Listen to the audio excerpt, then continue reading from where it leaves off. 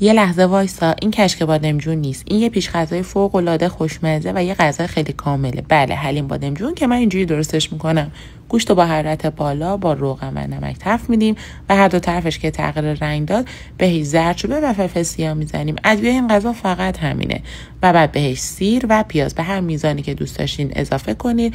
اجازه بدین پیاز که سبک شد، عدس و برنجی که از قبل خیس کردیم بهش اضافه میکنین. مقداری آب میریزین و میذارین که کاملا بپزه. گوشت پخته شده رو جدا کنید و کنار بذارید. ترفند خوشمزه شدن حلیم بادمجون من اینه: استفاده از لوبیا سفید. یادتون باشه که فقط توی این مرحله شما میتونید از گوشتکوب برقی استفاده کنید.